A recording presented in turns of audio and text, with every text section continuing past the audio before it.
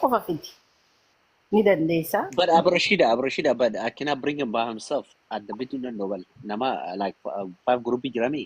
Kophaan danda'u guruppii wayii malee jaan amma guruppii malee hin Bona danda'an. eessa jirta si gargaaruu dandeenya. Bona Nama sii barbaada. Nama Wallahi, sii barbaada. afagala bona I live in Atlanta, Georgia jira. Atlanta jirta Yes. Atlanta jirta ijoollee Achi turte biti ati Abu Rashida. I know he was there. an Toronto. No, last time Aruza turte jirta bal wargine bal walin baynu male. Favor amma maal goona seete nama Yes. Atlanta jiru nuti si asbaas dhugaa yoo taate Akkas. amma isinirraa cufeetiin ijoolleetti dadhawadha. Yes. Lama siifin asbaasa nama sadeessaa ati khabiraan lama afarso fedhu dachii fedhu Nama sadi qopheessee jedhee bar duratti nama sadi qopheessee jedhee already. Bona. Nama lama je. inni Nama lama qopheessu je. Nama lamaan jedhee nama lamni qaba Atlanta keessarraa nama sadi bichaan barbaade. Nama sadiin barbaada je malee. Abu Rashida, can I ask you a question? Namni sana agree go background jira miti. Okay, nama sadi sana ergi. clear ta'e lamanin qabaan Atlanta irra. Okay. Afarsa Usmiye and responsibility for ada jechuudha. Gara kiyyan Usmiye fi Afarsa and Hafarsaan bar already xumurame. Hafarsaan amma he's ready. Amma mandate qaba beekfatu. Afaanin dubbannee yoo hafne yaa beekadhaa nuti nama du'e ol jirra nama jiru gad jirra beekadha. Abu Rashida, I'm not playing. Wallahi, I'm not playing. No, I know you're not playing. Ati bilbila kee keessaa naa katabi nama lameen qabdu ati wajjini lama moo si achitti nama takka. Just me, my friend. That's it, 2 of us. Afarso.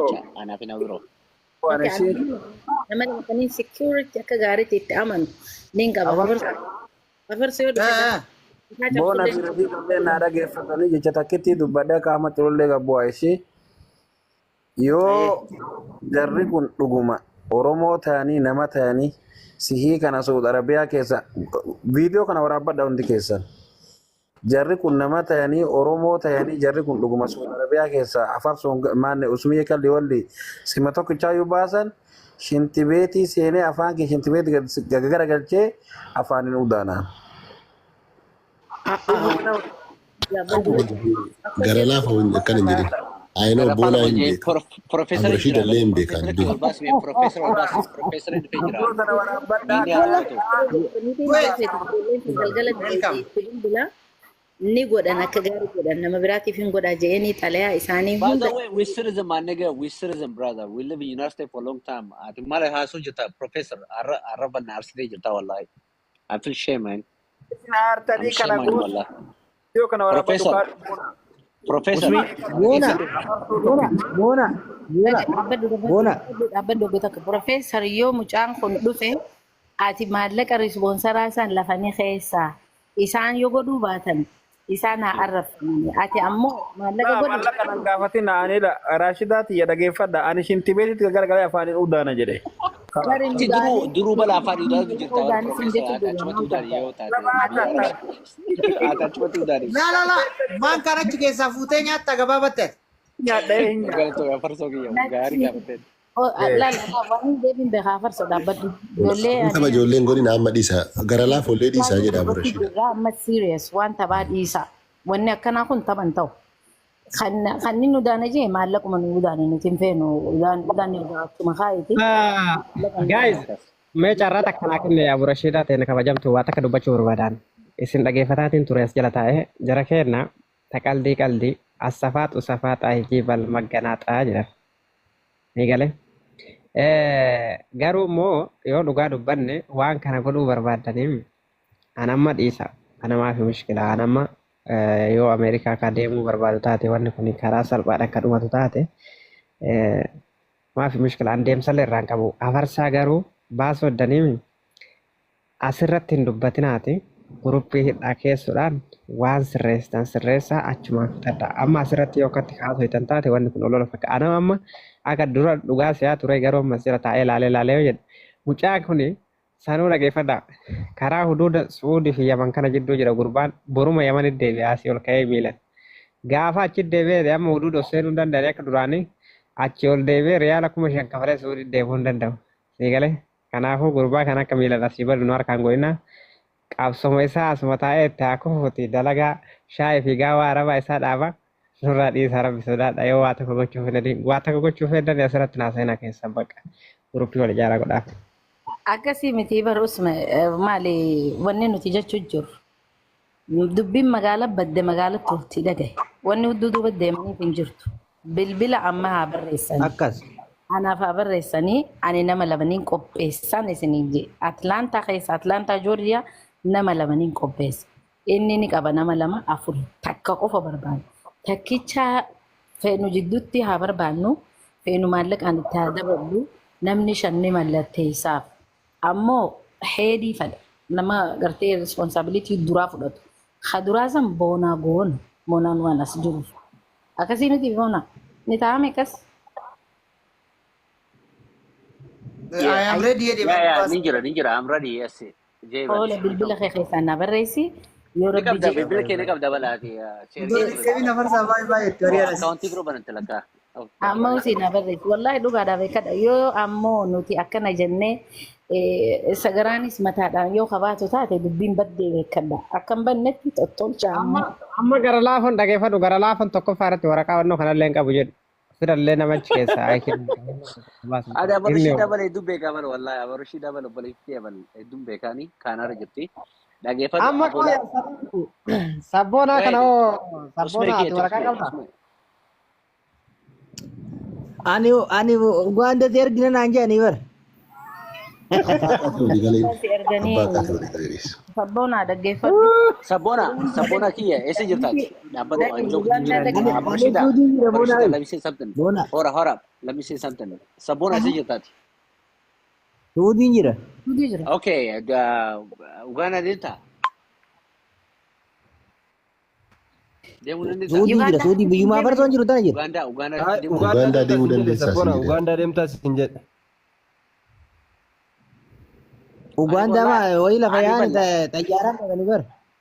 Xayyaaraa miti Miilaan deemta paatrooliin deemta. No, this. I'm not joking wallahi. Sabboonaa dhaggeeffadhu ani hanqa Uganda geessuun hin danda'a. Chekeessa si murree achi si geessin abshir. Tikeetaan fedhe inni tikeetan fedhe biyya gabbaa kan booda aburoshiidhaan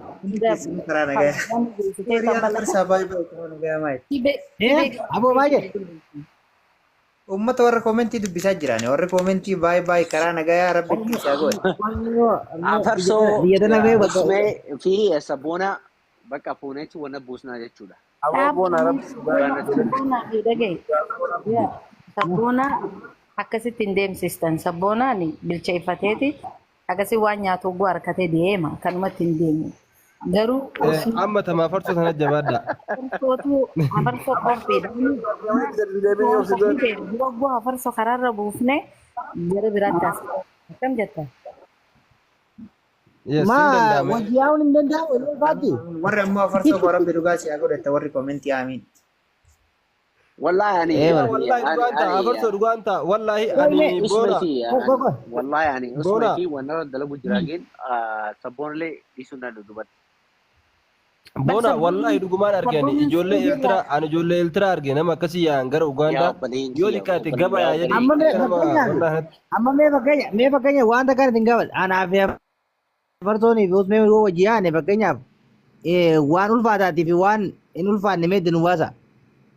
Fakkeenyaaf. Amma wajjiyaa hin dandeetta kan maandeet hin qabdanii bar waraqaa baqattummaa hin qabdanii bar sii fi usmee fi sabboonaan hin qabdan sanittu gargar isin baasaa bar. Wajji deemuu hin dandeessan gargar bahu. Gara bulta waan jebeeta baay'ee jeebal jiru. No, lucky. Ani lafa. Nama dandeessanii barsiisa. Akka mubaarak baane fuudhee dhufe kunoo jedhe fuudhee maal jettee barreessite amma. Sabboonaan dhageessisa amma. Mee aboo raawwataa jiran maal jettee aboo mukkiste. Sabboona Ugaandaa dhaquun nama rakku. Garuu ugguu Ugaandaa dhaqe jireenya kee if dandayuu sirra jira. Aman lamarraa ilaalu sadii taa'uu dandeessa. Yoo xiqqaate ama sadii ta'eessa. Yoo akkam daftee dhuftee jechuudha. Maaliif taakka jettee eegalte. Amma namni ni geesse sun torbaan lama geenye eegata waan dhumteef. Gana maandeenni nu eega dhumeef torbaan lama geenye. Kanaaf kana jidduu. Abu Rashiid asii ani immoo information asii kennu waan kanarratti. Bakkii namaan geesse. Waggaa lama sadii. I know geessite hafachuu kaasii hima.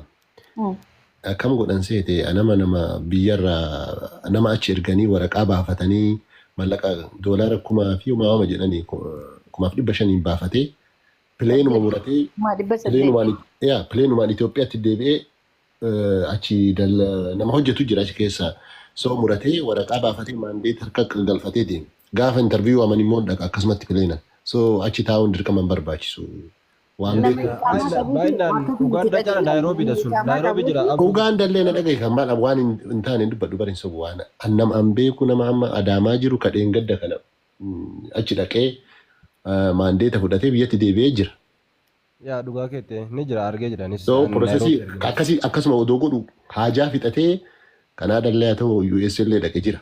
Eegalee dirqama achi taa'uun barbaachisu waraqaa si barbaachisa waraqaa argannaan wannati waraqaa dabarka namni achi taa'u si galee addi rashiidha. Akkanaa quba qaba kun waan akka Abdul Kanaan dhagee wallahi namni amata lama amma ani boonaa kana amma kaafarsoo garaana nyaate beekta. Real wanni mandate harkaa qaba kaafarsoon kun. Whatever it is. Kanaadaan akkuma reefu addi rashiidha jedhe. Afarsoo jalisi.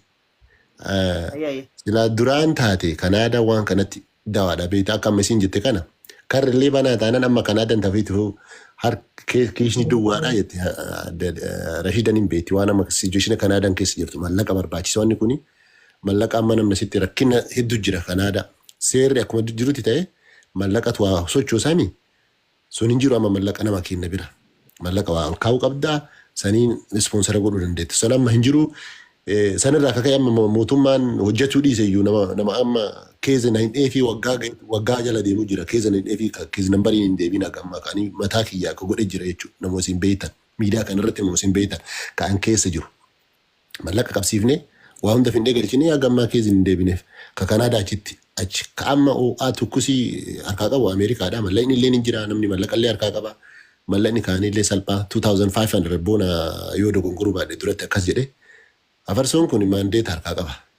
Bakkuma amma taa'u kanarra waraqaa kana ergate boonan akkuma jedhe kana namoota kana qindeesse hin galchaafi so karaa Dubaay dhaqee intarviiyuu ta'uu danda'a. Amma achi hin jiru nama Dubaay nama amma Yamaniirraa waraqaa galchineeftu jira.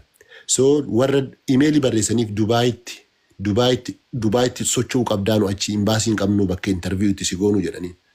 So he has to move to Dubaay. Dubaay dhaqaa achitti intarviiyuu ta'a.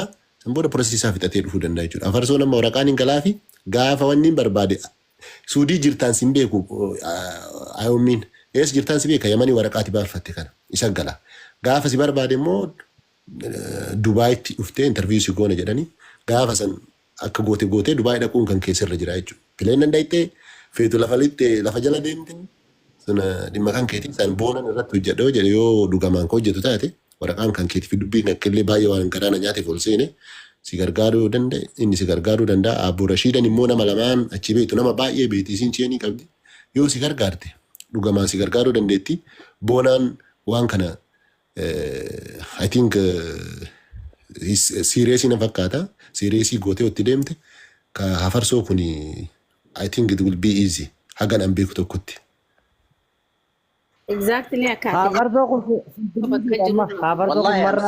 I'm serious no I know bonaati serious lage Afarsoon bakka jirurraa amma sosoo hin qabu emailani ogguun fi confirmation si dhufe emailani deebistaa qaamaan ogguu isaan interview si barbaadan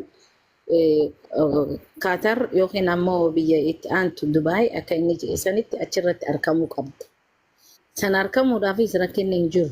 Namoota ni beekaa viizaadha kasi barbaachisu baasaboorrii kan biyya keenyaa yoo qabaachuu baatte hin dhallaa achi dhayxaa achitti deemtee waraqaa keetiin interview email sanii ni geeffatta ni jira ijoolleen akkasii dhufte rakkinni hin jiru sun garuu wanni nu barbaachisu waan kana ni goona ogguu jenne booda nama kana takka hamilee kaasnee lama bakka jirurraa qalbii isaatii fi hojii isaatirraa sossoosnee jidduu kanatti nuti xiqqaannee akkanaaf ni fedha.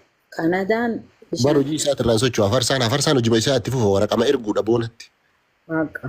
Achuma taa'ee bakkuma jiru kana hojii isaa gaawaa isaa shaayii danfisaa akkuma Usmeen jedhe san danfisee waan fedhe danfisee fedhu aannan gaalaa elmee whatever inni yoo boonan emailii itti barreessee waan kana waraqaa kana sirraa barbaada jedhe ergee fi jala deemachuu gaafa warra yommii barbaadellee boonatti ergan dura yookaan boonatti erganii emailii sirnaa akkasii argachuu danda'an.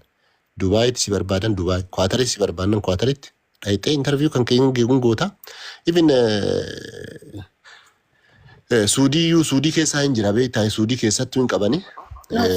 Muratte nama tokko finnee haadhaa fi ilmoo Suudii irraa baafne. Waraqaadha waan murteessan waraqaa tamma qabdu kana. Yamanii lolli waan jiruuf jettaan amma keezii gaafa galchitu. Lolli waan jiruuf achitti seeftii kiyyaa gaarii miti. Socho'ee boordarra kunoo dhokadheetiin bosona keessa jira. Illee gaalii Suudii jira yoo jette. Isaanitti himna. Jabuutirraa warri bees ni jira. Waan tokko dubbada Burshida. Kaamatii farsoo. Kaamatii jala calgeenyi.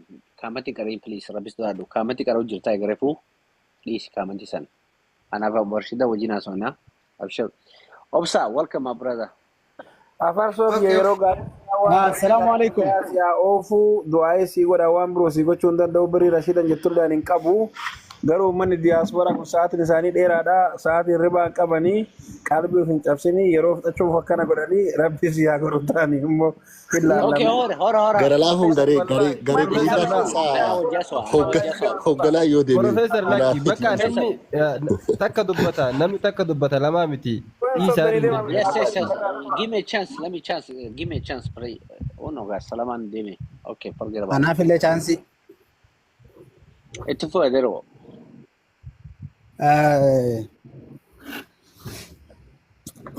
Waa'ee asirraachi konkolaachuu kana dubbataa jirtanitti fakkaata.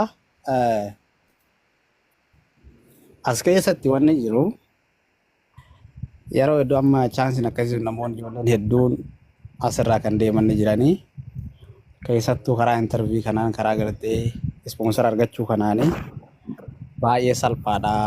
Biyya kana dhufee jiraate tahee namoota sponsor achirraa tahanii seeroolee gartee kennameef san guutee imeelii kennameef san guutee geggeessoo jiraate biyya kanatti baay'ee salphaadha jechuu barbaadetti. Maaliif jennaan qabatamaa waan hin argatu jechuu barbaadetti.